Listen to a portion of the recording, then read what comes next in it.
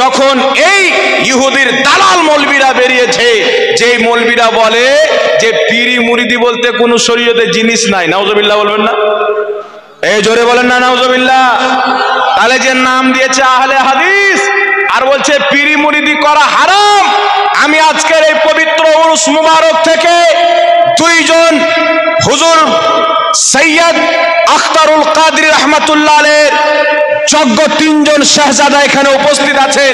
তিনাদের উপস্থিতিতে মিডিয়ার মাধ্যমে শুধু বাংলা না পুরো দুনিয়ার আহলে হাদিসকে চ্যালেঞ্জ করতে চাই, যদি তোমরা তোমাদের মায়ের দুধ পান করে থাকো তো মোহাম্মদ জাহাঙ্গীর আলম রেজভির সামনে বসে দেখো, যদি 10 মিনিটের মধ্যে আমি প্রমাণ না করতে পারি যে পীরি মুরিদি, আমাকে হাদিস থেকে দেখাবার প্রয়োজন নাই, আল্লাহর কোরআনে পীরি মুরিদি আছে। জোরে বল সুবহানাল্লাহ। তাই পবিত্র কোরআন যখন আমরা পড়ি, এই কোরআনের সূরা ফাতহার 10 নম্বর আয়াত আমাদেরকে শিক্ষা দিচ্ছেন যে সাহাবা মুরিদ ছিলেন, আমার নবী মুস্তাফা তাদের মুর্শিদ ছিলেন। জোরে বলেন।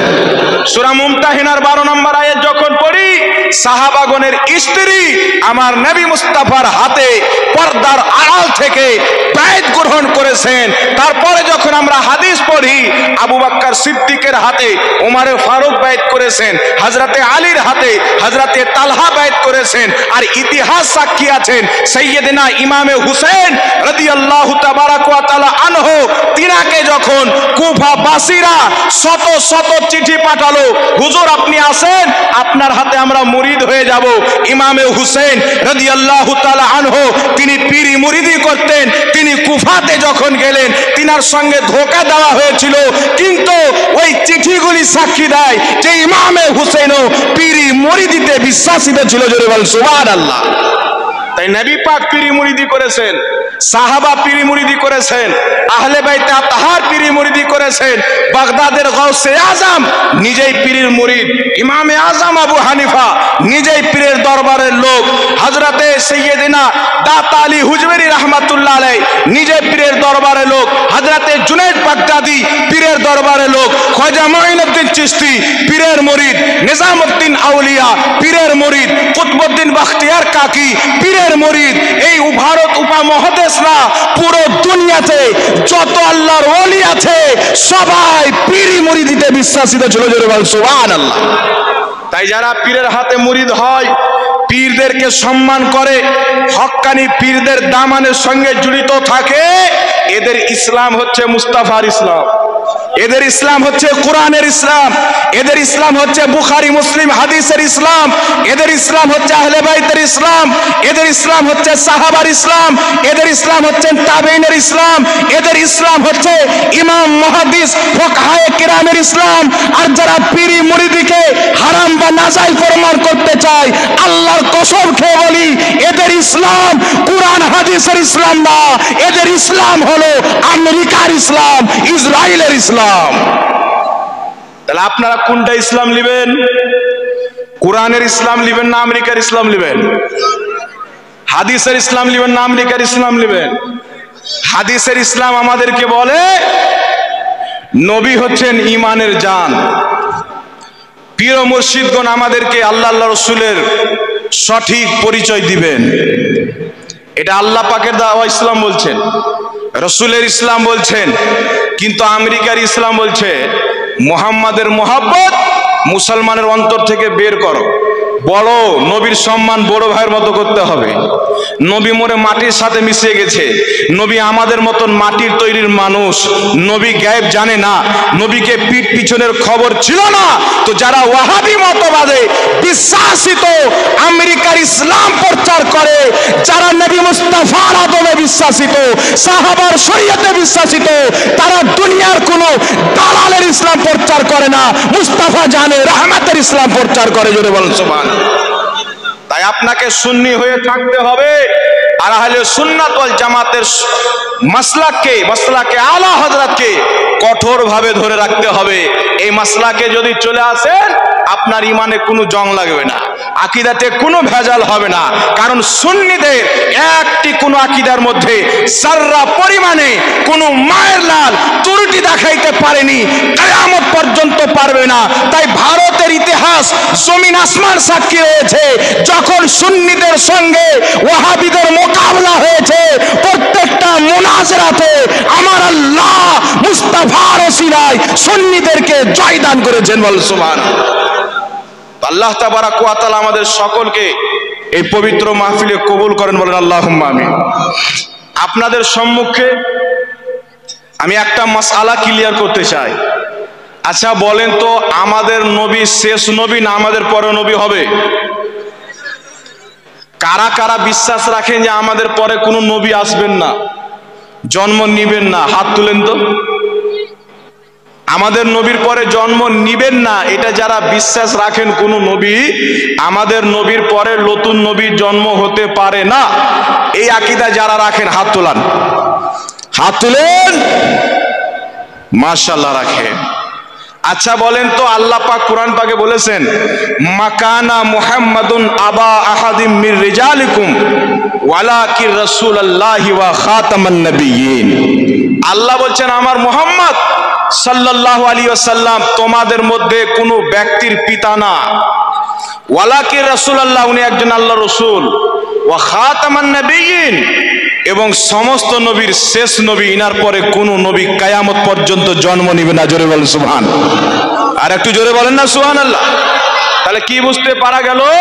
আল্লাহর কোরআন থেকে স্পষ্টভাবে প্রমাণিত হলো আমাদের নবীর পরে কোন নবী, এই জোরে বলেন আমাদের নবীর পরে কোন নবী হবে? এই জোরে বলেন হবে। তাহলে খাতিমিয়াতে মুহাম্মাদি, খাতেমুন নবী, আমাদের নবীর শেষ নবী হওয়া এটা জরুরিয়াতে দ্বীনের মধ্যে, জরুরিয়াতে দ্বীনের মধ্যে। আমার আপনার নবী বলছেন আমার পরে যদি কেউ নবী হতো তো উমর নবী হতো, কিন্তু লা নবিয়্যা বাদি, আমার পরে কোনো নবী নাই। জোরে বলেন, এই জোরে বলেন না সুবহানাল্লাহ।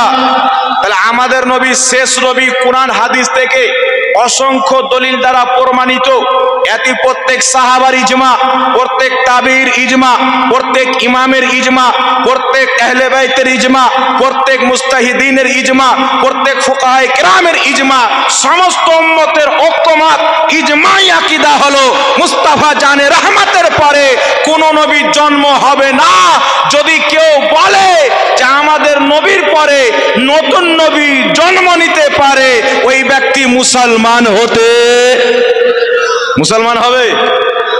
আল্লাহর কোরআন বলছে আমাদের নবীর পরে কোনো নবী আসবেন না, আমার নবী বলছেন আমার পরে কোনো নবী নাই। এখন যদি কেউ বলে যে আমাদের নবীর পরে নতুন নবী জন্ম নেওয়া সম্ভব, ও মুসলমান না কাফির? একটু জোরে বলতে হবে। এটা নবীর গুস্তাখি হলো কি হলো না? আল্লাহর কোরআনের বেয়াদবি হলো কি হলো না? কোরআনের খেলাফ আকীদা হলো কি হলো না? এখন আপনার দিকে আমার দিকে লক্ষ্য করেন, আমার আপনার নবীর বেয়াদবি করার জন্য আল্লাহ নিজেই কুফরের ফতোয়া দিয়েছেন কোরআন পাকে।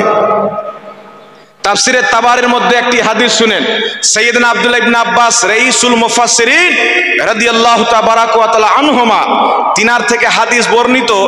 আমার আপনার নবী বলছেন একজন সাহাবীর উট হারিয়েছেন। আমার নবী বলছেন উমুকের উট উমুক জঙ্গলে রয়েছে। তো একজন মুনাফিক বাইরে গিয়ে বলছেন মুহাম্মদ সাল্লাল্লাহু আলাইহি সাল্লাম বলছেন যে উমুকের উট উমুক জঙ্গলে বাঁধা আছে। মুহাম্মদ কি গায়েব জানে? ও তো গায়েব জানে না। আমার নবীর ইলমে গায়েবকে অস্বীকার করলো। আল্লাহ বলছে জিবরিল তাড়াতাড়ি যাও। যখন নবীর ব্যাপার চলে আসে আল্লাহর ওহী আসতে দেরি হয় না। জোরে বলেন সুবহানাল্লাহ। আল্লাহ বলছেন জিবরিল যাও।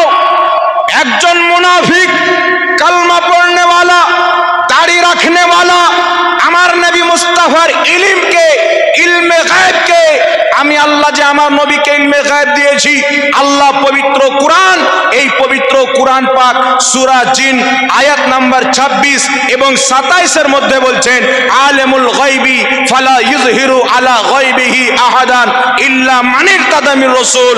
আল্লাহ বলছেন আমি গায়েব জাননে वाला, আমার গায়েবের প্রতি কাউকে ক্ষমতামান করি না, ইল্লা মান ইরতাদা মির রাসূল, কিন্তু যেই রাসূলের প্রতি আমি আল্লাহ আল্লাহ রাজি হয়ে যায় ওই রাসূলকে ইলমে গায়েব দান করে দিই।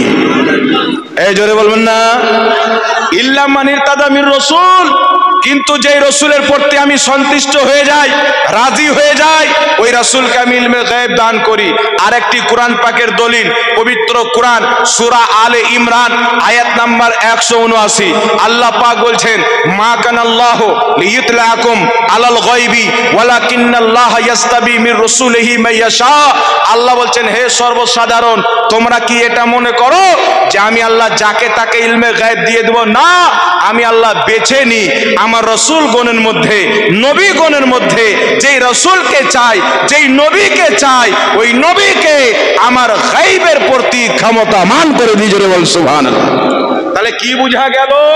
আল্লাহ নিজের মনোনীত নবীগণকে গায়বের ইলম দিয়ে থাকেন।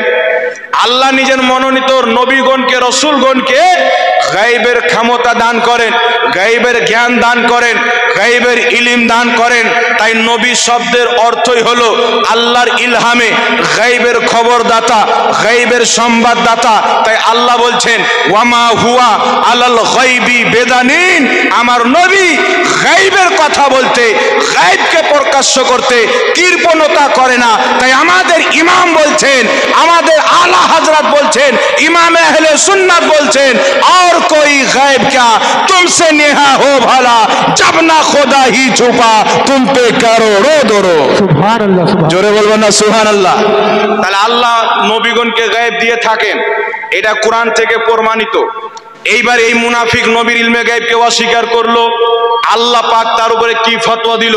জিবরিল আমিনকে পাঠালেন এই আয়াত দিয়ে, ওয়ালা ইন সাআলতাহুম লা ইয়াকুলুন্না ইন্নামা কুন্না নাখুদু ওয়া নালআবু কুল আবিল্লাহি ওয়া আয়াতিহি ওয়া রাসূলিহি কুনতুম তাস্তাহজিউন। আল্লাহ পাক বলছেন, মাহবুব, ওই মুনাফিককে যদি জিজ্ঞাসা করো তুমি কি এইরকম কথা বলেছো, এইরকম বাক্য উচ্চারণ করেছো, সেই বলবে আমি তো মাজাক করছিলাম, ঠাট্টা করছিলাম। আল্লাহ বলছে, ঠাট্টা করিও না, বাহানা করিও না। লা তাতাযিরু কাদ কাফারতুম বাদা ঈমানিকুম, তুমি ঈমান আনার পর আমার নবীর ইলমে গায়বকে অস্বীকার করার কারণে কাফির হয়ে গেছো। জোরে বলুন না সুবহানাল্লাহ। বুঝতে পারলেন না? আল্লাহ বলছেন, তুমি ঈমান তো এনেছিলে, মুসলমান তো হয়েছিলে, কিন্তু আমার নবীর গায়েবকে অস্বীকার করার কারণে তুমি কাফির হয়েছো। তাই আল্লাহর দেওয়াতে নবী গায়েব জানে, এই কথাকে যারা অস্বীকার করে কুরআন পাকের ফতোয়া অনুযায়ী তারা মুসলমান না। বুঝতে পারলেন কথা? তাহলে নবীর তাওহীন করা কুফরি হলো কি হলো না? জোরে বলেন, আল্লাহকে কাফিরের ফতোয়া দিলেন কি দিলেন না? আরেকটি উদাহরণ বলে দিচ্ছি, একটু লক্ষ্য করে শুনবেন। আদম আলাইহিস সালামকে সাজদা করতে আল্লাহ বলেছিলেন, উসজুদু লি আদম, আদমকে সাজদা করো। ফাসাজাদু, সবাই সাজদা করলো, ইল্লা ইবলিস, কিন্তু ইবলিস সাজদা করলো না। ইবলিসের ব্যাপারে আল্লাহ কি বলেছেন? ওয়া কানা ওয়াস্তাকবারা মিনাল কাফিরিন। আল্লাহ তাবারাক ওয়া তাআলা আদম নবীর সম্মান না করার কারণে ইবলিসের উপরে কাফিরের ফতোয়া প্রদান করেছেন। জোরে বল সুবহানাল্লাহ। তাহলে কি বোঝা গেল? নবীগণের বেয়াদবি করা, নবীগণকে অসম্মান করা, তিনাদের সম্মানকে খাটো করা, এটা হচ্ছে স্পষ্ট কুফরি।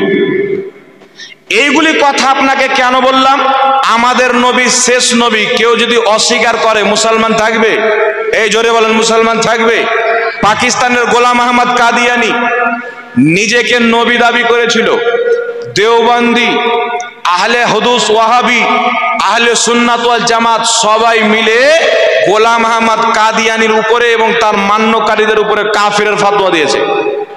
দেওবন্দকে জিজ্ঞাসা করো, দেওবন্দি বলো, গোলাম আহমদ কাদিয়ানিকে তোমরা কি মনে করো? বলবে কাফির। কেন? বলছে সে নিজেকে নবী দাবি করেছিল। তো আমাদের নবী শেষ নবী, আমাদের নবীর পরে কিয়ামত পর্যন্ত যারা নিজেকে নবী বলে দাবি করবে সব কাফির হবে, কেউ মুসলমান হবে না। এই জন্য বিরাদর ইসলাম শুনেন, যদি কেউ নিজেকে নবী দাবি করে সে কাফির, আর কেউ যদি নবী হওয়ার রাস্তা খুলে দেয়, যদি বলে আমাদের নবীর পরে নতুন নবী জন্ম নেওয়া সম্ভব, ও কাফির হবে কি হবে না? এই জোরে বলেন, হবে কি হবে না? একটি কিতাব দেখাচ্ছি আপনাদেরকে, এই দেখেন কিতাব। এই কিতাবটির নাম হচ্ছে তাহজিরুন নাস। কি নাম? জোরে বলেন, তাহজিরুন নাস শুনছেন আপনারা না ছেড়ে দেবো? শুনবেন না বাদ দিয়ে দেবো? তাহজিরুন নাস, এই আকীদাগুলি আপনি ভালো করে শ্রবণ করে রাখেন, শুনে রাখেন, আর কাগজ কলমে না, অন্তরের কলমে, ব্রেনের কলমে লিখে রাখেন। এই তাহজিরুন নাস কিতাবটি প্রকাশিত হয়েছে কুতুবখানা এজাজিয়া দেওবান্দ থেকে ছাপা হয়েছে। লেখকের নাম হচ্ছে হুজ্জাতুল ইসলাম কাসিমুল উলুম ওয়াল খায়রাত মাওলানা কাসিম নানতাবি, যে দেওবান্দ মাদ্রাসা তৈরি করেছে। এই দেওবান্দ মাদ্রাসা তৈরি করনেওয়ালা এই কিতাবের 25 নম্বর পৃষ্ঠার মধ্যে আপনার জাতিকে কি শিক্ষা দিচ্ছে, কি ঈমান দিচ্ছে দেখেন। এই কিতাবের 25 নম্বর পৃষ্ঠার মধ্যে সে লিখতেছে, अगर बिल फर्ज बादे जमाना नबी सल्लल्लाहु अलैहि वसल्लम कोई नबी पैदा हो तो फिर भी खातमियत मुहम्मदी में कुछ फर्क ना आएगा। बोले नाउजुबिल्लाह। देवबंद মাদ্রাসার প্রতিষ্ঠাতা বলছে, যদি আমাদের নবীর পরেও কোনো নতুন নবী জন্ম নিয়ে নেয় তো আমাদের নবীর শেষ নবী হওয়াতে কোনো ব্যাঘাত ঘটবে না। ঘটবে কি ঘটবে না? এই জোরে বলেন, ঘটবে কি ঘটবে না? আমাদের নবীর পরে যদি কোনো নতুন নবী জন্ম নেয় তো আমাদের নবীর শেষ নবী হওয়াতে ব্যাঘাত ঘটবে না। এই জোরে বলেন, ঘটবে না। ও শেষ নবী হয়ে যাবে, আমাদের নবী আর কি করে শেষ নবী থাকবে? তাহলে এক কাঠমুন্সি দেওবান্দ মাদ্রাসা তৈরি করনেওয়ালা একে দেওবান্দিরা বলে হুজ্জাতুল ইসলাম, ইসলামী জগতে একে ইসলামের দলিল মানা হয়। এ বাটফার যেটাই বলে দিবে দেওবন্দি জামাতের মৌলবীরা এটাই প্রচার করবে। লিখছে কাসিমুল উলুম ওয়াল খায়রাত, ইলম এবং খয়রাত বন্টনকারী কাসিম নানতাবি এই কিতাবের মধ্যে লিখছে, আমাদের নবীর পরে যদি কোনো নতুন নবীর জন্ম হয়ে যায় তবু আমাদের নবীর শেষ নবী হওয়াতে কোনো ব্যাঘাত ঘটবে না।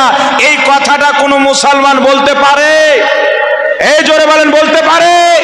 তাই পাকিস্তানের সুপ্রিম কোর্টে যখন কাদিয়ানীদেরকে অমুসলিম ঘোষিত করা হচ্ছিল, এই কাদিয়ানীরা এই কিতাবটি দলিল দিয়ে বলেছিল, শুনো আমাদের নবীর পরে আমাদের গোলাম আহমদ কাদিয়ানী নবী জন্ম নিয়েছে, তবুও শেষ নবী আমাদের নবী থাকবে। এর দলিল হচ্ছে দেওবন্দ মাদ্রাসার প্রতিষ্ঠাতার কিতাব। সে লিখেছে যে আমাদের নবীর পরে নতুন নবী জন্ম নিলে আমাদের নবীর শেষ নবী হওয়াতে ব্যাঘাত ঘটবে না। জোরে বলেন না নাউজুবিল্লাহ। তাহলে দেওবন্দ মাদ্রাসার প্রতিষ্ঠাতা সে বলছে নবীর পরে নতুন নবী জন্ম নিলে আমাদের নবীর শেষ নবী হওয়াতে ব্যাঘাত ঘটবে না। আপনারা বলেন তো ঘটবে কি ঘটবে না? আল্লাহর কোরআন মিথ্যা হবে কি হবে না? কোরআন যখন মিথ্যা হবে আল্লাহ মিথ্যাবাদী প্রমাণিত হয়ে যাবে। হাদিস মিথ্যা হলে রাসূল মিথ্যাবাদী প্রমাণিত হবে, সাহাবা মিথ্যাবাদী হবে। কারণ সাহাবার আকীদা নবীর পরে কোনো নবী আসতে পারে না, নবী জন্ম নিতে পারে না। সমস্ত উম্মত মিথ্যাবাদী হয়ে যাবে। তো না আল্লাহ মিথ্যা বলতে পারে, না রাসূল মিথ্যাবাদী হতে পারে, না সাহাবা মিথ্যাবাদী হতে পারে। যেই কাঠমুন্সি দেওবন্দ মাদ্রাসার প্রতিষ্ঠাতা লিখেছে, আমাদের নবীর পরে নতুন নবী জন্ম হলেও আমাদের নবীর শেষ নবী হওয়াতে কোনো তফাৎ ঘটবে না, ব্যাঘাত ঘটবে না। কোরআনের আলোতে, হাদিসের আলোতে, ইজমা উম্মতের আলোতে এই ব্যক্তি কোরআনকে অস্বীকার করেছে, হাদিসকে অস্বীকার করেছে, উম্মতের ইজমাকে অস্বীকার করেছে। এত কিছু অস্বীকার করার কারণে মক্কা মদিনার 33 জন বড় বড় ইমাম, বড় বড় আল্লামা, মুফতিয়ানে কেরাম স্পষ্ট ভাবে বলেছে, দেওবন্দ মাদ্রাসার প্রতিষ্ঠাতা আমাদের নবীর পরে নতুন নবী জন্ম হওয়া সম্ভব লেখার কারণে সে বেঈমান এবং কাফির মুরতাদ হয়ে গেছে। বলুন সুবহানাল্লাহ। সুবহানাল্লাহ, সুবহানাল্লাহ। এই ফাতোয়া কোথায় থেকে এসেছে? মক্কা থেকে এসেছে, মদিনা থেকে এসেছে। তাই ইমাম কাজী আয়াজ রাহমাতুল্লাহ আলাইহি শেফা শরীফের মধ্যে লিখেছেন, এই রকম কাফিরের কাফির হওয়াতে আর এই আকীদাকে জানার পর, বুঝার পর যারা একে মুসলমান মনে করে চলবে তারাও কাফির হয়ে যাবে। বলে নাউজুবিল্লাহ। তাহলে দেওবন্দিরা এই কাফিরদেরকে অনুসরণ করে ঠিক করে না ভুল করে? জোরে বলেন। এর চাইতে বড় বিদাত হতে পারে? কথা বলতে হবে, হতে পারে একটা বিদাত। এটা হচ্ছে আকীদার বিদাত। আরে আমলের বিদাত ক্ষমা হতে পারে, আকীদার বিদাত কোনোদিন ক্ষমা হতে পারে না। তাই দেওবন্দি তাবলীগী জামাতীদের আকাবিরিনরা নিজের আকীদার মধ্যে অগণিত এমন বিদাত এবং গুমরাহি আকীদা লিখে গেছে যেইগুলো কুফরের দরজাকে পার করে তারা মুরতাদ এবং কাফির হয়েছে। তাদেরকে অনুসরণ করে যারা দেওবন্দি হয়ে চলবে, জামাতি হয়ে চলবে, তারা কোনোদিন জান্নাত তো দূরে থাক, জান্নাতের খুশবু পর্যন্ত আল্লাহ তাদের জন্য হারাম করে দিয়েছেন। বলেন সুবহানাল্লাহ। জোরে বলবেন না সুবহানাল্লাহ। একটা বিদাতি আকীদা হলো। এখন আরো দেখেন,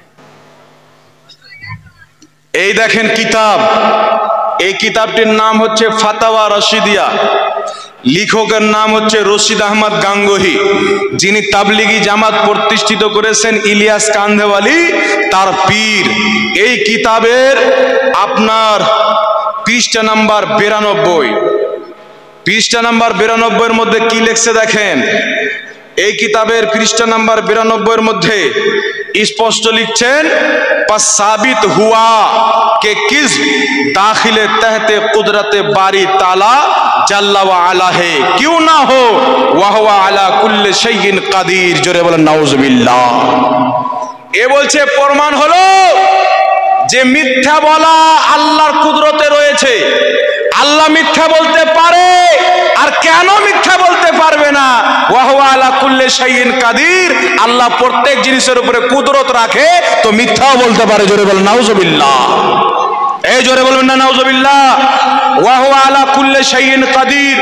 এই আয়াতের ব্যাখ্যা, এই আয়াতের তাফসীর, এই আয়াতের সঠিক মানা ইমাম আর মুহাদ্দিসিন করেছেন। ওয়া হুয়া আলা কুল্লি শাইইন কাদির। আল্লাহ তাবারাক ওয়া তাআলা প্রত্যেক সম্ভব জিনিসের উপরে কুদরত রাখে। জোরে বলেন সুবহানাল্লাহ। মিথ্যা বলা আল্লাহর জন্য মহল, চুরি করা আল্লাহর জন্য মহল। তাই তাফসিরে রাজির মধ্যে ইমাম ফখরুদ্দিন রাজি রাহমাতুল্লাহ আলাইহি লিখেছেন যে মিথ্যা হচ্ছে একটি নিকৃষ্ট কাজ, মিথ্যা হচ্ছে একটি জুলুম করা, মিথ্যা হচ্ছে অত্যাচার করা।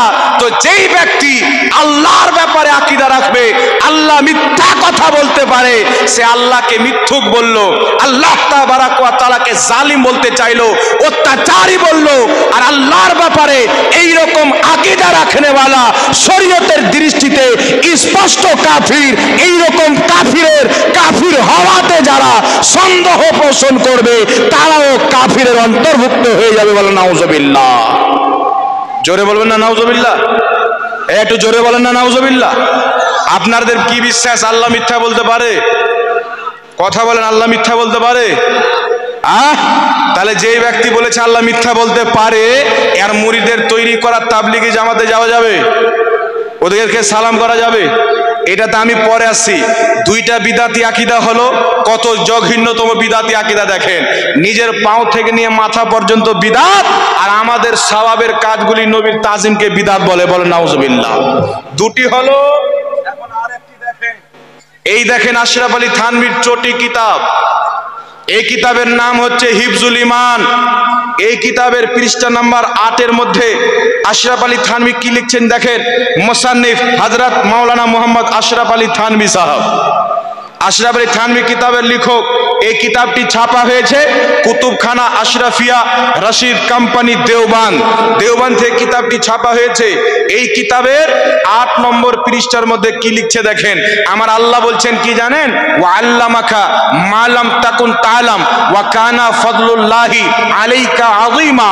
আল্লাহ বলছেন মাহবুব, তোমার প্রতি আমার সবচাইতে বড় ফজল হলো, অনুগ্রহ হলো, তুমি যা জানতেন না আমি আল্লাহ তোমাকে সব শিখিয়ে দিয়েছি। জোরে বলেন সুবহানাল্লাহ। আল্লাহ বলছেন এই কোরআন পাকের মধ্যে সব রয়েছে। জমিন এবং আকাশে এমন কোন জিনিসের জ্ঞান নাই যে কোরআন পাকে নাই। কোরআন পাকে ভবিষ্যতের জ্ঞান আছে, বর্তমানের জ্ঞান আছে, অতীর জ্ঞান আছে। আল্লাহ বলছেন আর রহমান আল্লামাল কুরআন, আমি রহমান আমার নবীকে কোরআন শিক্ষা দিয়েছি। খলাকাল ইনসান, মানবতার জান মুহাম্মদকে সৃষ্টি করেছি। আল্লামাহুল বায়ান, এবং যা কিছু হয়েছে, যা কিছু হবে, আমার নবী মুস্তাফাকে আমি আল্লাহ জানিয়ে দিয়েছি। বলেন সুবহানাল্লাহ। আল্লামাহুল বায়ান, আমার নবীকে আমি বয়ান শিখিয়েছি। এর তাফসিরে খাজিন পড়েন, স্পষ্ট ইমাম খাজিন লিখেছেন বয়ানের অর্থ হচ্ছে মা কানা ওয়া মা ইয়াকুনের জ্ঞান, যা কিছু হয়েছে যা কিছু হবে আল্লাহ মুস্তাফাকে শিখিয়েছেন। জোরে বলেন সুবহানাল্লাহ। একটি হাদিস আর শুনলেন তিরমিজি শরীফের মধ্যে রাসূল পাক বলছেন, আমি মেরাজের রাত্রিতে আল্লাহ তাবারাক ওয়া তাআলার অতি নিকটে পৌঁছে গেলাম। আল্লাহ তাবারাক ওয়া তাআলা নিজের দাস্তে কুদরত আমার পিঠের উপরে রাখলেন, তার ঠান্ডক আমি আমার অন্তরে কলবে অনুভব করলাম।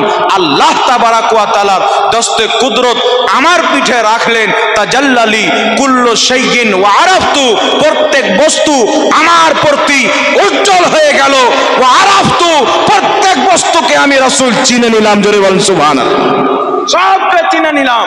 আল্লাহ তাবারাক ওয়া তাআলা আমার নবীকে এত জ্ঞান দান করেছেন, এত ইলম দান করেছেন, যেই নবীর ইলমের সামনে শয়তানের ইলমের কোনো হাইসিয়ত নাই, যেই নবীর ইলমের সামনে আদমের ইলম কম হয়ে যায়, যেই নবীর জ্ঞানের সামনে ইব্রাহিম আলাইহিস সালামের জ্ঞান কম, যেই নবীর জ্ঞানের সামনে প্রত্যেক নবী, প্রত্যেক ফেরেশতা, প্রত্যেক জিন্নাত, প্রত্যেক মাখলুক যদি রাসূলুল্লাহর সামনে এই সৃষ্টির জ্ঞানকে তুলনা করা যায়, তো মুস্তাফাকে আল্লাহ 7 সমুদ্র পানির সমতুল্য জ্ঞান দান করেছেন। বাকি প্রত্যেক নবী, প্রত্যেক ওলি, প্রত্যেক জিন্নাত, প্রত্যেক মালায়েকাকে, প্রত্যেক মুফতি মুহাদ্দিসকে আল্লাহ তাবারাক ওয়া তাআলা নবীর 7 সমুদ্র জ্ঞানের সামনে এক ফোঁটা চিড়িয়ার চোচের পানির সমতুল্য জ্ঞান দান করেছে। জোরে বলেন সুবহানাল্লাহ। এত জ্ঞানী আমাদের নবী, এত বড় আলিম। আর এই বদমাইশ কি লিখছে দেখেন, এই কিতাবের মধ্যে লিখছে, अगर बाज उलूम गैबिया मुराद हैं तो इसमें हुजूर ही की क्या तखसीस। ইনি লিখছেন যদি নবী পাক কিছু গায়েব জানে তো এত নবী পাকের কি বিশেষ বিশ্ববিস্তার, কি বলে হাদিস বাংলাতে বিশেষত্ব, এত নবী পাকের কি বিশেষত্ব। যদি নবী কিছু গায়েব জানে তো এত নবী পাকের কি খাসিয়াত, নবী পাকের কি বিশেষত্ব। তারপরে লিখতেছে ऐसा ইলমে গায়েব, তো এইরকম ইলম তো যেরকম নবী কিছু জানে যায়েদ আমার बल्कि हर सभी व मजनून बल्कि जमिए हैवानात व बाहिम के लिए भी हासिल है। जोरे बोलो नाउजुबिल्लाह। বলছেন নবী পাক যদি কিছু গায়েব জানে তো এত নবী পাকের কি বিশেষত্ব। আরে এইরকম গায়েব কিছু যেই রকম নবী জানে, সেইদও জানে, এনি 3% জানে, প্রত্যেক বাচ্চাও জানে, প্রত্যেক পাগলও জানে, প্রত্যেক পশু পাখি জীব জন্তু পর্যন্ত জানে। জোরে বলেন নাউজুবিল্লাহ। নবীর জ্ঞানকে যেই ব্যক্তি পশু পাখির সঙ্গে তুলনা করবে, জানোয়ারের সঙ্গে তুলনা করবে, পাগলের সঙ্গে তুলনা করবে, বাচ্চার সঙ্গে তুলনা করবে, যে নবীর মতন জ্ঞান প্রত্যেক বাচ্চাকে আছে, নবীর মতন জ্ঞান প্রত্যেক পাগলকে আছে, নবীর মতন জ্ঞান প্রত্যেক পশু পাখিকে আছে। আপনারা বলেন মুসলমান, এই রকম ব্যক্তি যে নবীর ইলমকে জীবজন্তুর সঙ্গে তুলনা করে, পাগলের সঙ্গে তুলনা করে, বাচ্চার সঙ্গে তুলনা করে, সে মুসলমান না পাকা কাফির? এই জোরে বলেন মুসলমান হতে পারে? মুসলমান হতে পারে? হাত তুলে বলেন মুসলমান হতে পারে? তাহলে আপনি বলেন তো, আপনাকে যদি বলি যে আপনার মতন জ্ঞান তো আমার বাড়ির বকরি আছে, রাগ হবে না? আপনার তওহীন করা হলো কি হলো না? এই দেওবন্দীদের মুজাদ্দিদ, দেওবন্দীদের গুরু, তাদের হাকিমুল উম্মাত লিখেছেন নবীর মতন জ্ঞান পশু পাখি জীব জন্তুরকে আছে, বাচ্চা এবং পাগলকেও আছে। জোরে বলো নাউজুবিল্লাহ। 3টা বিদাতি আকীদা হলো। আরেকটি বিদাতি আকীদা দেখেন, এই দেখেন কিতাব, এই কিতাবটির নাম হচ্ছে বারাহিনে কাতিয়া। কি নাম? বারাহিনে কাতিয়া। এই কিতাবটি ছাপা হয়েছে কুতুবখানা ইমদাদিয়া দেওবন্দ, সব দেওবন্দের মাল। এই কিতাবের আপনার পৃষ্ঠা নাম্বার 122 নাম্বার পৃষ্ঠার মধ্যে কি লিখছে দেখেন, লিখছে আল हासिल गौर करना चाहिए कि शैतान व मलकुल मौत का हाल देखकर इल्म मुहीत जमीन का फख्र आलम सल्लल्लाहु अलैहि वसल्लम को खिलाफ नुसूस कतिया के बिला दलील महद कयास फासिदा से साबित करना शिरक नहीं तो कौन सा ईमान का हिस्सा है। इन्हीं बोलছেন যে শয়তান আর মালকুল মওতের জ্ঞান শয়তান আর মালকুল মউতের ইলম, তার ইলমের প্রশস্ত, এটা কুরআন এবং হাদিসের অকট্ট দলিল দিয়ে প্রমাণিত। নাউজুবিল্লাহ বলবেন না? একটু জোরে বলেন না নাউজুবিল্লাহ। আচ্ছা পুরোটা পড়ে দিই। তারপর লিখছে शैतान व मलकुल मौत को ये उसवत नस्से साबित हुई फख्र आलम के उसवत इल्म की कौन से नसीहती है जिससे तमाम नुसूस को रद्द करके एक शिरक साबित करता है।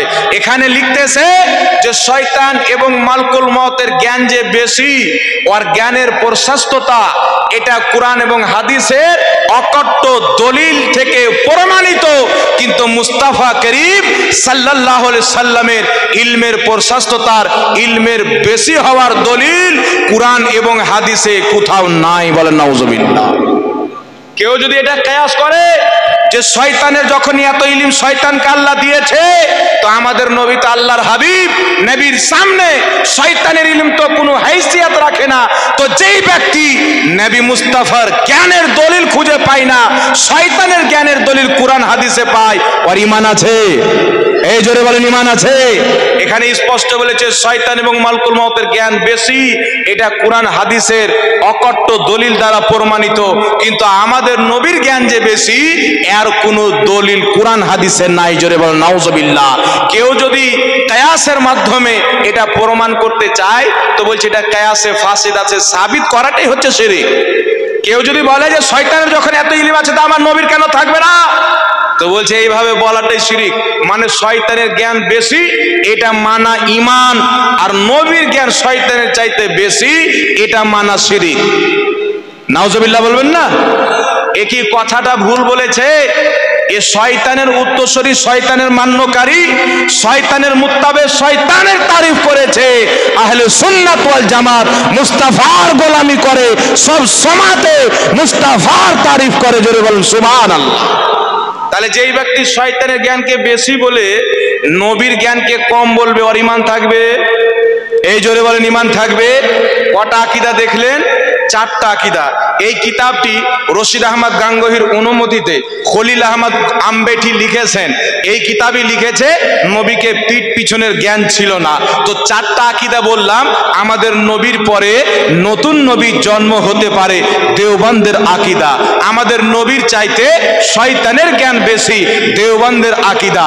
আমাদের নবীর মতন কিছু ইলমে গায়ব প্রত্যেক জীবজন্তু পশু পাখিকে আছে, দেওবন্দের আকীদা। আল্লাহ মিথ্যা বলতে পারে, মিথ্যা বলতে সক্ষম, এটা দেওবন্দের আকীদা। তাই ইমামে আহলে সুন্নাত আলা হযরত আজিমুল বরকত মুজাদ্দিদে দ্বীন ও মিল্লাত ইমাম আহমদ রাজা খাঁ ফাজিলে বরেলভী রাহমাতুল্লাহ আলাইহি এই সমস্ত আকীদাকে নিয়ে ইমামে আহলে সুন্নাত মক্কা মদিনার ইমামদের সামনে পেশ করলেন। দেখেন, আমি আহমদ রাজা মুস্তাফার গোলাম, আমার নবীর সম্মানে আঘাত করেছে, ফতোয়া আপনারা দেন। মক্কা মদিনার 33 জন উলামায়ে কেরাম, বড় বড় ইমামরা এই 4 জনের উপরে ফতোয়া দিয়ে বলেছিলেন, মান শাক্কা ফি কুফরিহি ওয়া আযাবিহি ফাকাদ কাফার। এরা 4 জন ব্যক্তি আল্লাহকে মিথ্যাবাদী বলার কারণে, নবীর জ্ঞানকে জীবজন্তুর সঙ্গে তুলনা দেওয়ার কারণে, নবীর পরে নতুন নবী জন্ম নিতে পারে সম্ভব মানার কারণে, নবীর জ্ঞান চাইতে শয়তানের জ্ঞানকে বেশি লিখার কারণে এই 4 জন ব্যক্তি কাফির এবং মুরতাদ।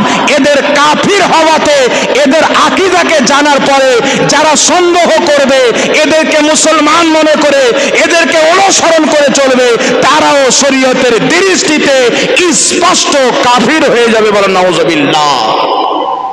তাহলে আমরা এদেরকে অনুসরণ করতে পারি? তাহলে দেওবন্দীদের বড় মাদ্রাসা দেখলে হবে? কুত্তা জান্নাতে যাবে, কিতমির নামক দেওবন্দীদের জন্য আল্লাহর জান্নাত হারাম আছে। সুবহানাল্লাহ বলবেন না?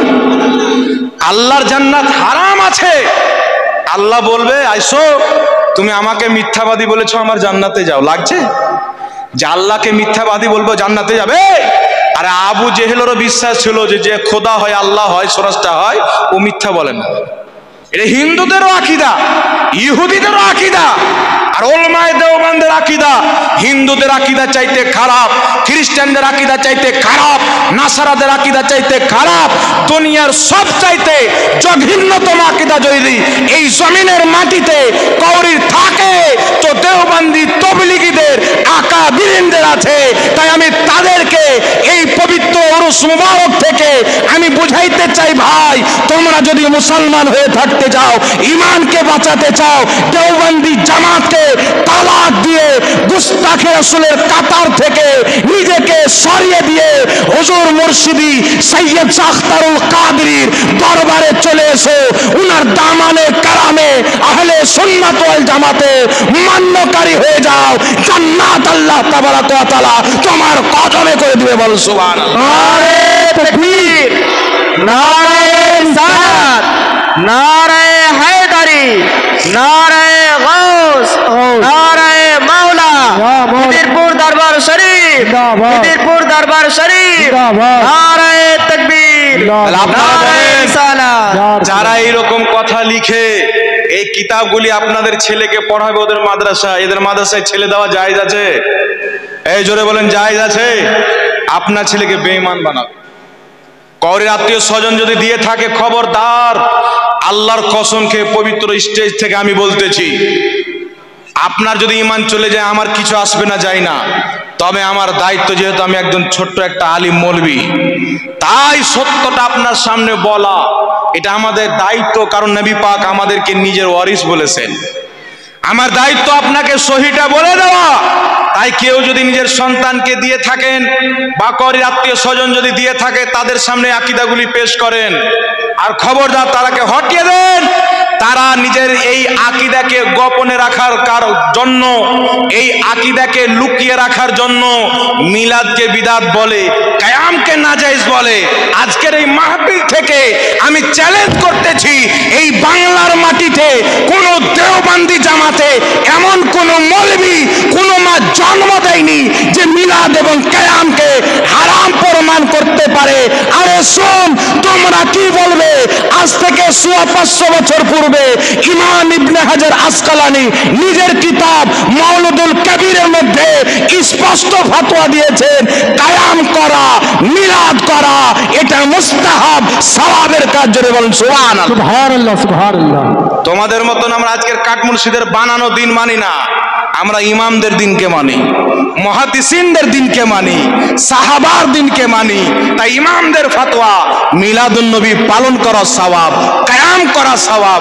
মুহাদ্দিসিনের ফতোয়া কিয়াম করা সওয়াব। আব্দুল হক মুহাদ্দিস দেহলভী মিলাদ করাকেও সওয়াব বলেছেন, কিয়াম করাকেও সওয়াব বলেছেন। ইমাম ইবনে হাজার আসকালানি মিলাদকেও সওয়াব বলেছেন, কিয়ামকেও সওয়াব বলেছেন। ইমাম মোল্লা আলী কারি মাওরিদুর রাবি কিতাবের মধ্যে মিলাদুন নবী পালন করা জায়েজ বলেছেন। ইমাম কাস্তালানি মাওয়াহিবুল্লাদ্দীনের মধ্যে মিলাদুন নবীকে ঈদ বলেছেন এবং পালন করা জায়েজ, সওয়াবের কাজ বলেছেন। ইমাম জালালউদ্দিন সিয়ুতি নবম শতাব্দীর মুজাদ্দিদ নিজের কিতাব আল হাবিলিল ফাতাওয়ার মধ্যে বলেছেন, মিলাদুন নবী পালন করা সওয়াবের কাজ। একটা না, দুটা না, শত শত ইমাম, শত শত ফুকাহায়ে কেরাম নবী মুস্তাফার মিলাদ পালন করাকে সওয়াবের কাজ লিখেছেন। আমরা ফুকাহাদের মাসলা মানি, ইমামদের ফতোয়া মানি। আজকের গাঁজা খানেওয়ালা ইহুদি মৌলবীদের ফতোয়া না কালকে মেনেছিলাম, না আজকে মানছি, না সুবহে কিয়ামত তক মানব। পূর্বের ইমামগণের যে ইসলাম ছিল আমাদেরও সেটাই ইসলাম। সুবহানাল্লাহ, সুবহানাল্লাহ। তার ইমামদের ফতোয়াকে মানা চলবে না, জাহিলদের ফতোয়া মানা চলবে? একটু কথা বলতে হবে। যারা বলে না আহলে হাদিস দেওবন্দি মিলাদুন নবী কিয়াম করা পালন করা যাবে না, বলে না, ওদেরকে বলবো ইমাম জালালউদ্দিন সিয়ুতি লিখেছেন মিলাদুন নবী পালন করা সওয়াবের কাজ, মুস্তাহাব। বিদাতির ফতোয়া দাও যদি বাপের বেটা থাকো। ইমাম ইবনে হাজার আসকালানি লিখেছেন মিলাদুন নবী পালন করা সওয়াবের কাজ।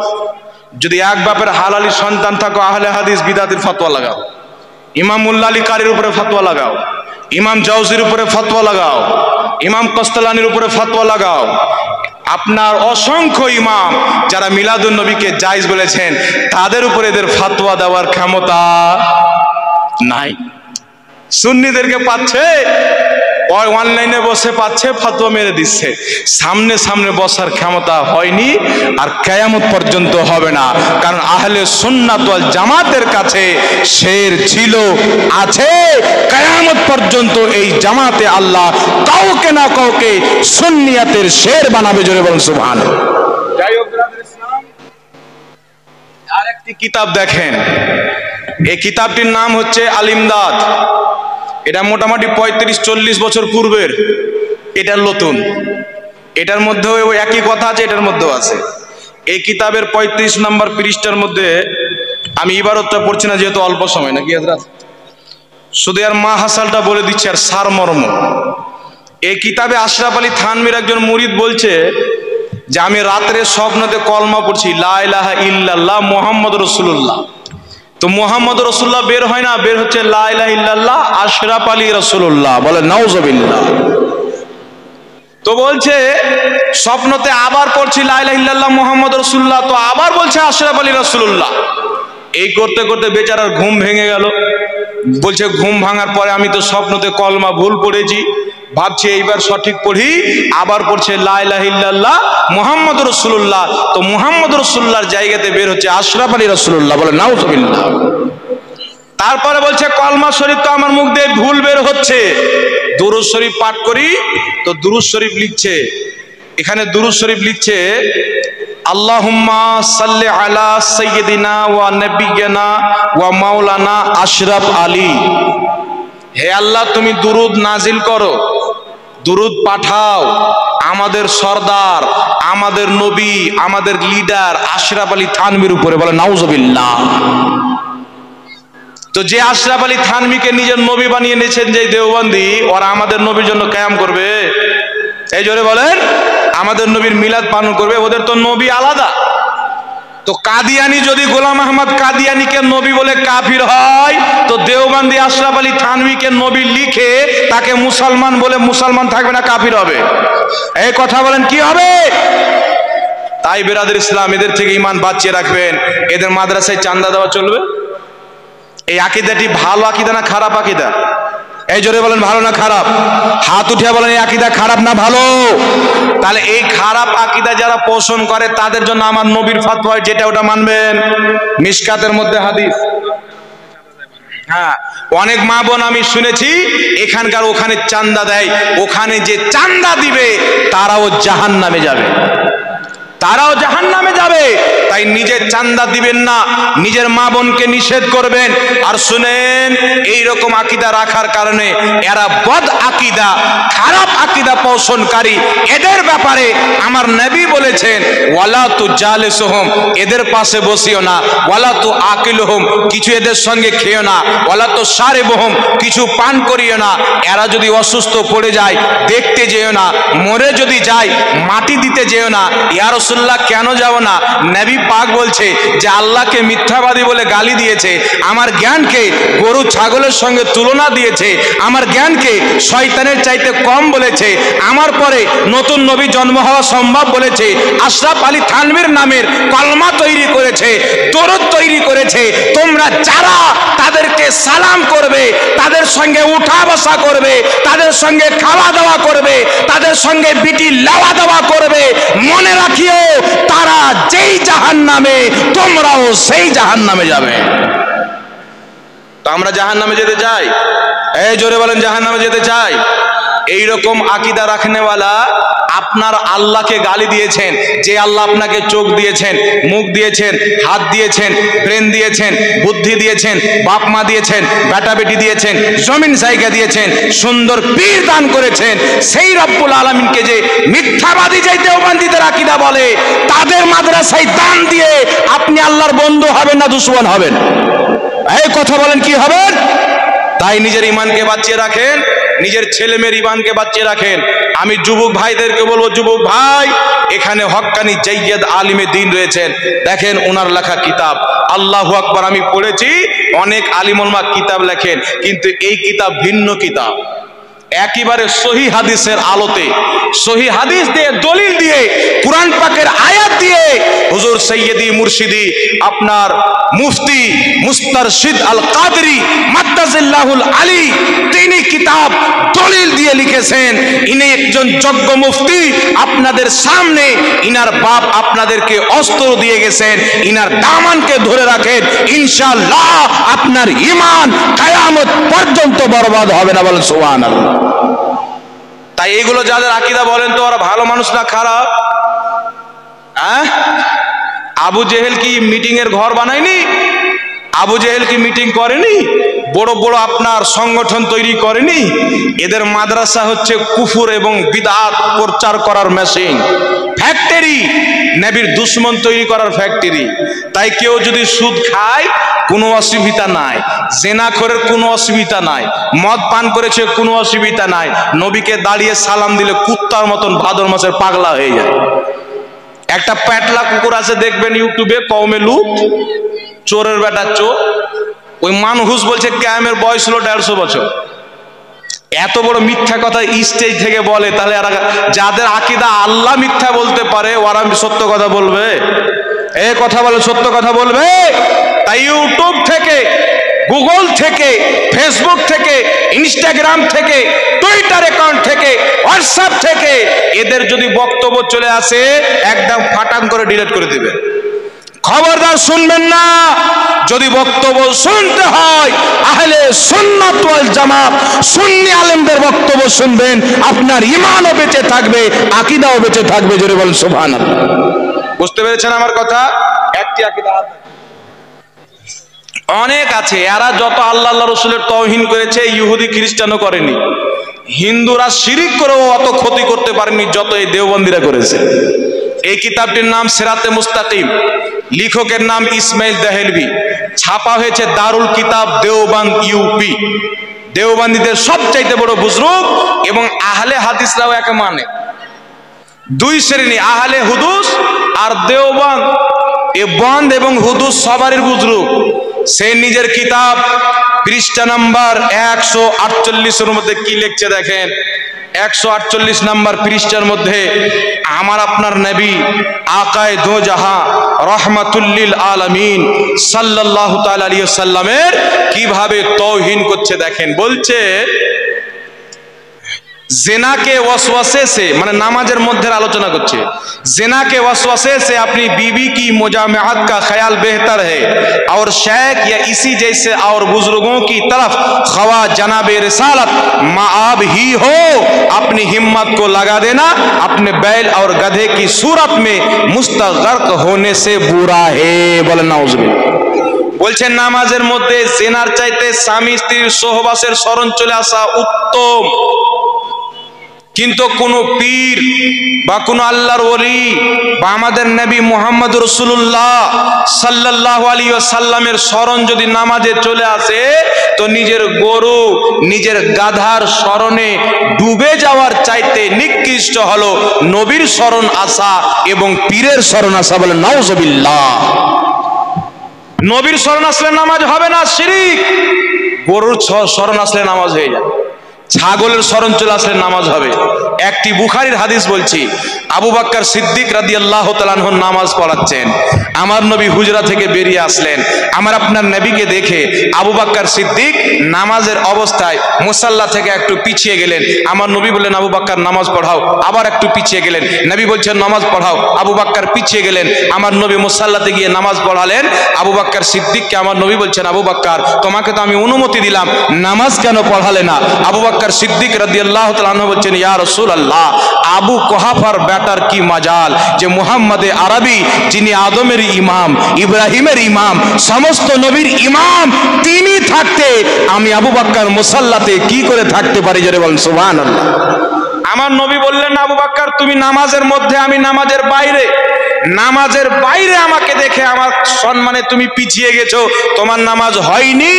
আমার নবী এই কথা বললেন না, কারণ শরীয়তের ফয়সালা হচ্ছে আপনি যদি নামাজে দাঁড়িয়ে যান, আব্বা ডাকছে উত্তর দিলে নামাজ শেষ, মা ডাকছে উত্তর দিলে নামাজ শেষ, পীর ওলি ডাকছেন উত্তর দিলে নামাজ শেষ। কিন্তু মুহাম্মদ রাসূলুল্লাহ যদি ডাক দেয় আপনাকে ডাক শুনে নামাজ ছেড়ে চলে আসতে হবে। আসার পরে আমার নবীর কাজকর্ম যেই হুকুম দিবে সেই হুকুমকে আপনি পালন করার পর আবার নামাজে যাবেন তো কোথায় থেকে পড়বেন?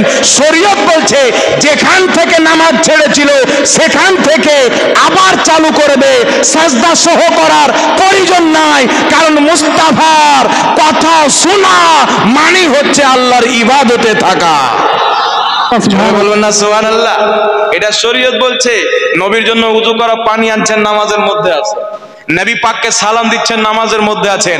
নবীর কাপড় খেচে দিচ্ছেন, নামাজের মধ্যে আছেন। মুস্তাফা করিমের এত সম্মান, নামাজ আল্লাহর, জোহরের নামাজ 2 রাকাত হয়ে গেছে, নবী ডাক দিচ্ছেন, সাহাবী এসেছেন, নবীর কাজ কর্ম করে আবার নামাজে গিয়ে দাঁড়াচ্ছেন, তো 2 রাকাত থেকেই চালু করছেন, নামাজ শুরু থেকে না। কারণ কি? কারণ হচ্ছে মুস্তাফার হুকুম পালন করলে, তিনার তাজিম করলে নামাজের ক্ষতি হয় না, বরং নামাজের মধ্যে মুস্তাফার খেয়াল যখন চলে আসে আপনার নামাজ আল্লাহর আরশে পৌঁছে যায়। জোরে বলুন সুবহানাল্লাহ। সুবহানাল্লাহ। আর যেই দেওবন্দি বলছে নবীর শরণ আসলে নামাজ হবে না, গরুর ছাগল শরণ আসলে হয়ে যাবে, গাধার শরণ আসলে হয়ে যাবে। শোন দেওবন্দি, তুই গাধার কলমা পড়, তুই গরুর কলমা পড়। সুন্নি মুসলমান মুহাম্মদে আরবির কলমা পড়েছে। আমাদের প্রত্যেক নামাজে অতক্ষণ পর্যন্ত আমাদের নামাজই হয় না যতক্ষণ পর্যন্ত মুস্তাফার শরণ আসে না। জোরে বলুন সুবহানাল্লাহ। নামাজে বলবেন আসসালামু আলাইকা আইয়ুহান নবী, নবীর শরণ আসবে না? এই জোরে বলুন আসবে না? তাহলে কত বড় গাধা! তো যার আকীদা নবীর শরণ আসলে শিরিক হবে, পীর শেখের শরণ আসলে শিরিক হবে, আর নবীর শরণ আসলে শিরিক হবে, আর গরু ছাগলের শরণ আসলে নামাজ হয়ে যাবে। মুসলমান এ কথা বলেন মুসলমান। তাই এদের জাহিরি নামাজকে দেখে ইমাম বিক্রি করা যাবে? এরা যদি কোটি বছর পায় শুধু নামাজই পড়ে, আর একজন সুন্নি যদি আপনার বেআমল হয়ে শুধু আকীদা ঠিক করে রেখে মরে যায়, তো আর চাইতে আর 1000 কোটি গুণ দাম বেশি। জোরে বলেন সুবহানাল্লাহ। কারণ জান্নাতি আর জাহান্নামী কোনদিন সমতুল্য হতে পারে না। সুন্নি জান্নাতি, দেওবন্দি জাহান্নামী, আহলে হুদুস জাহান্নামী, তাবলিগি জাহান্নামী। তাই আমার আল্লাহ পবিত্র কোরআন পাকে বলছেন, লা ইয়াস্তাবি আসহাবুন নারি ওয়া আসহাবুল জান্নাহ, জান্নাতি আর জাহান্নামী কোনদিন বরাবর হতে পারে না।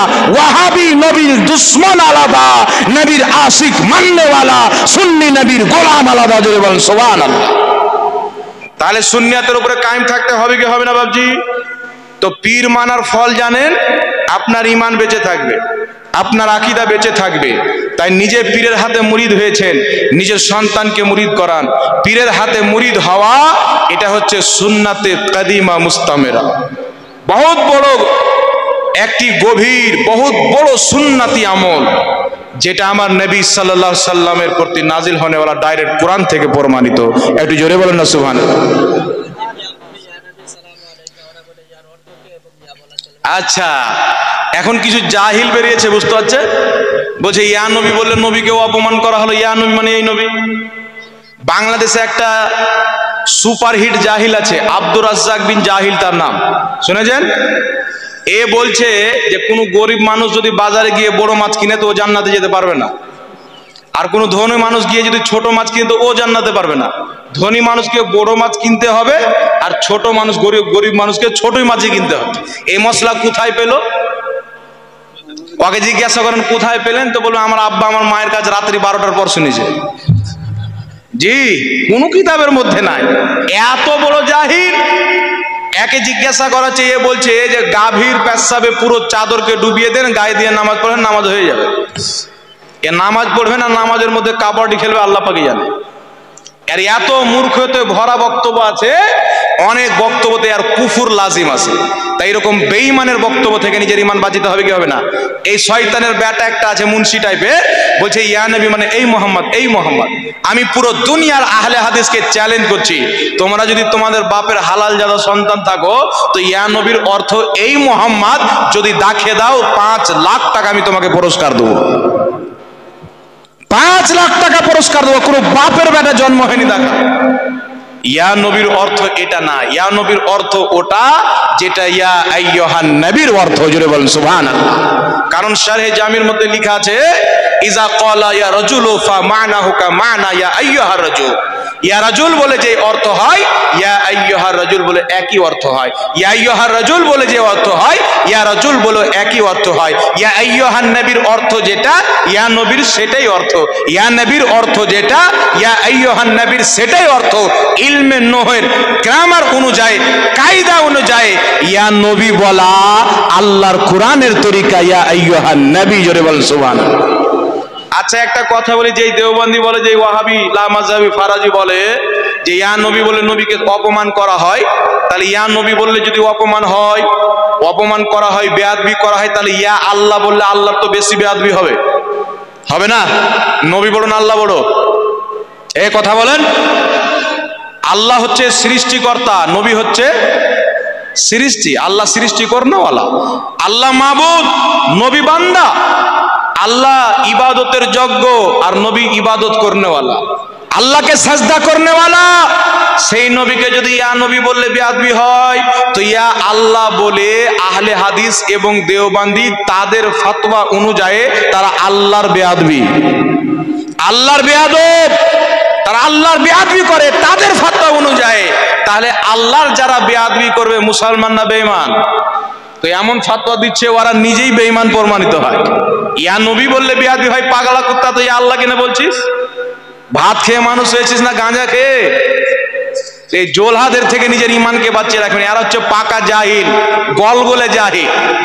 একটা মূর্খ বলছে ইয়া ইউহান নবী মানে হে সম্মানিত নবী, আর ইয়া নবী মানে এই নবী। তো ইয়া আইয়ুহান নবী মানে হে সম্মানিত নবী কোন কিতাবে পাইলে দেখাক তো?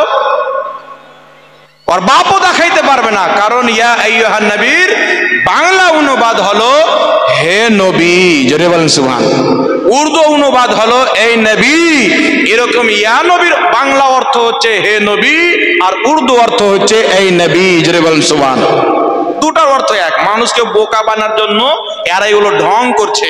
যারা পাগলা কুত্তা জাহিল ছাপা, বাপের জন্মে কিছু জানে না, ওই মূর্খ জাহিলরা এদের কথা শুনবে। যাদের চুল পরিমাণে আকীদা ঈমান সম্পর্কে জ্ঞান আছে, এরা এই জাহিলদের কথা কোনোদিন বিশ্বাস করবে না। জাহিলকে জাহিল ফলো করে। কি বুঝতে পারলেন? ইয়া নবী বলে সালাম দেওয়া শুনেন। একটা ওই যে বললাম না মোটো পাতলু চোর, এখন ইমান চুরি করছে মানুষের কওমে লুত। এখন কিতাবের মধ্যে আছে ওদের কওমে লুতের গাওয়াহি, ওই আরওয়াহে সালাসার মধ্যে আশরাফ আলী থানভী লিখেছে, খানকাহে গাঙ্গো মে ক্যা হোতা থা হাজরা। তো ওটা ইনশাআল্লাহ সময় আসলে দলিল দেবো। আমি ওদেরকে কওমে লুত বলি। ওরা যেই দিন ধরবে যে জাহাঙ্গীর মৌলভীটা খুব মিথ্যা কথা বা খারাপ কথা বলে, তখন ওদের কিতাবে লেখা আছে, এটা আমি দেখাবো ওদেরকে। এখন বলছি না, এখন আমি বলবো আপনাদেরকে, ওই জাহিল বলেছে কায়ামের বয়স হলো 150 বছর। এটা সারাসার মিথ্যা কথা বলেছে। মিথ্যুকদের প্রতি আল্লাহর লানত। আর যেই ব্যক্তি স্টেজে মিথ্যা কথা বলে, ওর বক্তব্য শোনা শরীয়তে হারাম আছে। কি আছে? হারাম। কারণ শেখ আব্দুল হক মুহাদ্দিস দেহলভী সোয়া বা 450 বছর পূর্বে আখবারুল আখিয়ার কিতাবে কায়াম করাকে সওয়াব লিখেছেন। জোরে বলেন সুবহানাল্লাহ। ইমাম ইবনে হাজার আসকালানি মওলুদুল কবির কিতাবে কায়ামকে মুস্তাহাব লিখেছেন 550 বছর পূর্বে। জোরে বলেন সুবহানাল্লাহ। তাহলে মিথ্যা হলো কি হলো না? ওই যে কায়ামের 150 বছর বয়স, তো অতক্ষণ পর্যন্ত দেওবান্দি ওয়াহাবি দেওবান্দি হতে পারে না যতক্ষণ পর্যন্ত এরা মিথ্যা বলবে না। দেওবান্দি হওয়ার জন্য মিথ্যা বলা শর্ত। দেওবান্দি বক্তা হওয়ার জন্য কোরআন হাদিসের নামে মিথ্যাচার করতে হবে, তারপরই বক্তা হতে পারবে। এইবার চলে আসি, ইয়া নবী বলে সালাম দেওয়া এটা বেয়াদবি না, এটা আমাদের নবীর হাদিস থেকে প্রমাণিত। সুবহানাল্লাহ বলবেন না? তারিখে জুরজানের মধ্যে ইমাম জুরজানি হাদিসটি লিখেছেন। শারফে মুস্তাফার মধ্যে ইমাম কোসাইরি রহমাতুল্লাহ আলাইহি হাদিসটি লিখেছেন। একটু মনোযোগ সহকারে শ্রবণ করবে আব্বা জানেরা আমার। সেই দুটি কিতাবের মধ্যে হাদিস, মালকুল মউত ইসরাইল আলাইহিস সালাম এসে বলছেন, ইয়া রাসূলুল্লাহ, আল্লাহর হুকুম নিয়ে এসেছি আপনার আত্মা কবজ করতে। যদি আপনি অনুমতি দেন আপনার আত্মা কবজ করা হবে, যদি না দেন তো কবজ করব না। এমনি সমাতে জিবরিল আমিন অবতরণ করলেন। জিবরিল আমিন আসার সঙ্গে সঙ্গে বলছেন, ইয়া মুহাম্মদ আলাইহিস সালাম। জোরে বলেন, ইয়া মুহাম্মদ আলাইহিস সালাম। তো আগে ইয়া নবী বলে সালাম দিয়ে যদি বেয়াদবি হতো, তো আমার নবী বলতেন, জিবরিল কত বড় বেয়াদবি করেছো, এইভাবে কেন সালাম দিচ্ছ? আমার নবী উত্তর দিয়ে সেটাকে নিজের হাদিস বানিয়ে দিল। কারণ হাদিস 3 প্রকার, একটি কওলি, একটি ফেইলি, একটি তাকরিরি। নবী যেটা বললেন কওলি হাদিস, নবী যেটা করলেন আপনার ফেইলি হাদিস, নবীর সামনে যেটা করা হলো নবী সমর্থন করলেন, সেটা হচ্ছে তাকরিরি হাদিস। নবী মুস্তাফার হাদিস হয়ে গেল। নবী পাককে যখন জিবরিল আমিন ইয়া মুহাম্মদ আলাইহিস সালাম বলে সালাম দিল, আমার নবী উত্তর দিয়ে ইয়া নবী সালাম আলাইকা পড়াকে জায়েজ করে দিল। বলেন সুবহানাল্লাহ। रिसाला। বলছিলাম কি, জিবরিল আমিন এসে সালাম দিলেন, ইয়া মুহাম্মদ আলাইকাস সালাম। আপনাদের লক্ষ্য কোন দিকে আছে? এদিকে তাকান, এইদিকে তাকান। ইয়া মুহাম্মদ আলাইকাস সালাম, আগে নাম পরে সালাম কে দিলেন? জিবরিল আমিন। আমার নবী উত্তর দিলেন। উত্তর দিয়ে নবী পাক সাল্লাল্লাহু আলাইহি সাল্লাম সমর্থন করলেন কিয়ামত পর্যন্ত ইয়া নবী বলে সালাম দেওয়া, ইয়া হাবিব বলে সালাম দেওয়া, ইয়া রাসূল বলে সালাম দেওয়া এটা নাজায়েজ বা অবৈধ না। এটা এইভাবে সালাম দিলে নবীর সালাম হয়ে যাবে, সওয়াবও পেয়ে যাবেন। জোরে বলুন সুবহানাল্লাহ। আর একটু জোরে বলতে হবে সুবহানাল্লাহ। দ্বিতীয় নম্বরে মাত্র 2 মিনিট, হযরত চলে এসেছেন, মাত্র 2 মিনিট। এদিকে দেখেন, আজ থেকে 1200 বছর পূর্বের লেখা কিতাব। কত বছর? এই জোরে বলেন কত বছর?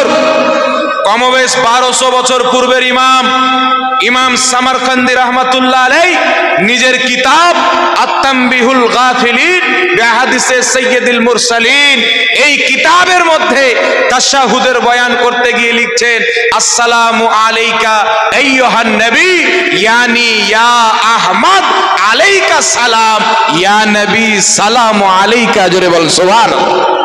ইমাম সামারকান্দি রাহমাতুল্লাহ আলাইহি কমবেশ 1200 বছর পূর্বে নিজের কিতাবে তাশাহুদের বয়ান করতে গিয়ে স্পষ্ট বলে দিয়েছেন যে আসসালামু আলাইকা আইয়ুহান নবী, আমরা যে নামাজের মধ্যে তাশাহুদে বৈঠকে পড়ি, পাঠ করি, এই সালামের অর্থই হলো ইয়া আহমদ আলাইকা সালাম, ইয়া নবী সালাম আলাইকা, ইয়া রাসূল সালাম আলাইকা, ইয়া হাবিব সালাম আলাইকা। একটু জোরে বলতে হবে সুবহানাল্লাহ। কত বছর পূর্বে? কমবেশ 1200 বছর পূর্বে। তাহলে কি বুঝতে পারলেন? 1200 বছর পূর্বে ইয়া নবী সালাম আলাইকা পাঠ করা যায় ছিল। সুবহানাল্লাহ বলেন না। আজকের গাঁজা খানেওয়ালা জাহিল, আজকে হারাম খানেওয়ালা পেটলার আপনার জাহিল মূর্খ মৌলবি আপনার ইমানকে ধ্বংস করতে যাচ্ছে। শুনেন, কিয়ামতের সকাল পর্যন্ত কোন দেওবন্দির এতটুকু বুকের পাটা নাই যে সে প্রমাণ করে দিবে যে আগে ইয়া নবী বলে পরে সালাম করা যাবে না। আর ইয়া নবী বলা বেয়াদবি না, ইয়া নবী বলে ডাকা সুন্নাতে সাহাবা, সুন্নাতে ইলাহি, আল্লাহ পাকের সুন্নাত। কারণ ইয়া আইয়ুহান নবী আর ইয়া নবী দুটোই এক। জোরে বলুন সুবহানাল্লাহ। এবার সাহাবা আমার নবীকে কি বলে ডাকতেন? আসসালাত। আমার সাহাবা নবী পাকে কি বলে ডাকতেন? ইয়া রাসূলুল্লাহ ডাকতেন কি না? তাহলে ইয়া বলে নবীকে ডাকা যদি, স্মরণ করা যদি নাজায়েজ হারাম হতো, তাহলে সাহাবা জানতেন না? এই জোরে বলেন জানতেন না? সাহাবা বলছেন ইয়া নবী, ইয়া মুহাম্মদ বলে নবীকে ডাকছেন দূর থেকে। আদবুল মুফরাদের মধ্যে হাদিস, হযরত আব্দুল্লাহ ইবনে উমর ডাকছেন ইয়া মুহাম্মদ দূর থেকে। সাহাবা বলছেন ইয়া রাসূলুল্লাহ, সাহাবা বলছেন ইয়া হাবিবাল্লাহ। তো ইয়া বলে নবীর নাম নেওয়া, নবীকে ডাক দেওয়া বা নবীকে সালাম দেওয়া, এটাকে যারা বেয়াদবি বলে, কুত্তার জ্ঞান থাকতে পারে, এ কাঠমুন্সির জ্ঞান নাই। বুঝতে পারলেন? কারণ কুকুর জানে যে আমি মাঝ রাস্তায় চলি তো আমাকে গাড়ি চাপিয়ে দেবে, একটা সাইডে হয়ে যায়, হয় কি হয় না? কিন্তু এদের কোনো জ্ঞান নাই। এদের থেকে নিজের ইমানকে বাঁচান। ইয়া নবী সালাম আলাইকা পাঠ করা এটা শুধু জায়েজ নাই, বরং সওয়াবের কাজ। জোরে বলেন সুবহানাল্লাহ।